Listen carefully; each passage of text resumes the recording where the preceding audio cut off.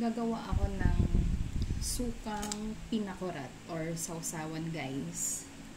Ito yung aking version, pero ito yung aking mga kakailangan. Naka-prepare na siya, guys, ha. Yung sili, kumbaga na ako kanina, ayan, chinap ko siyang ganyan. Tapos yung aking garlic, then yung sili pa na buo. Ayan. Hindi ko pa siya nahihiwa. Tapos ito yung empty bottle. Ayan. Empty bottle yan, guys. Yung sa toyo ng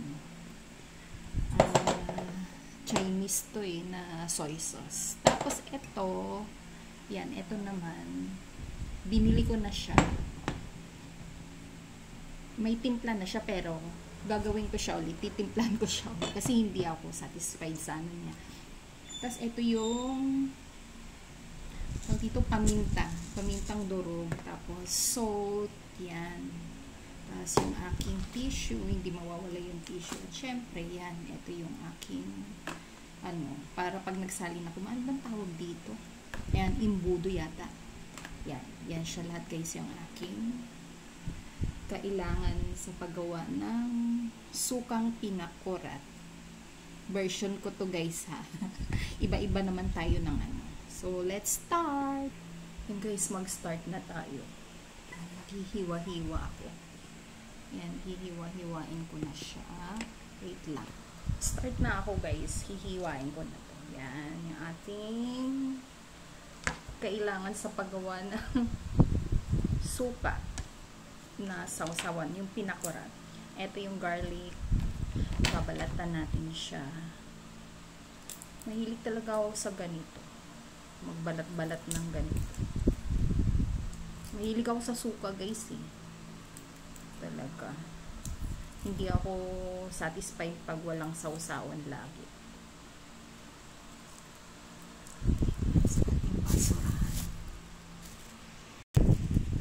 Guys, magpipil na tayo ng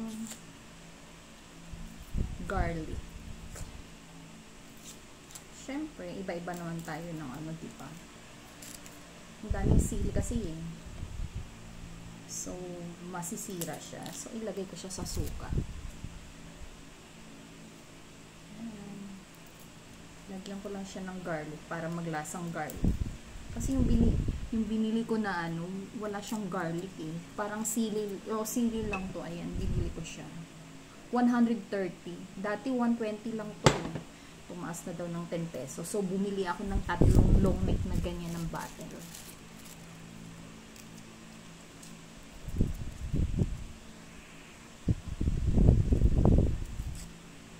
Yan.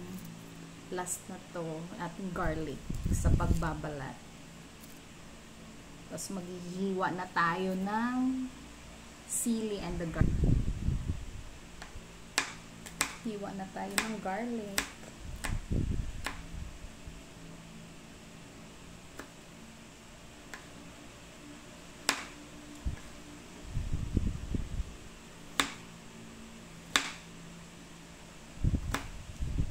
Ganyan lang.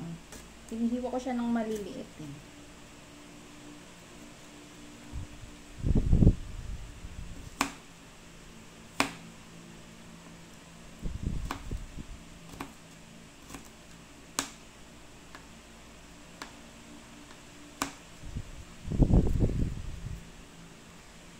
Yan, sili na, guys. Yan. Yan na natin. Hiwa tayong sili. Ilalagay ko siya sa bottle na yan. Yung empty bottle. Mamaya, pagkatapos.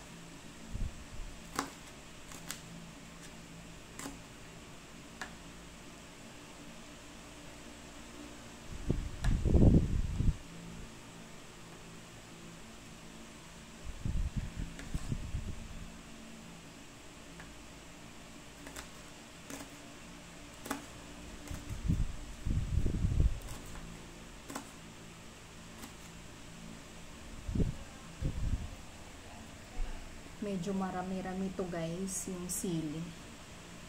Yan.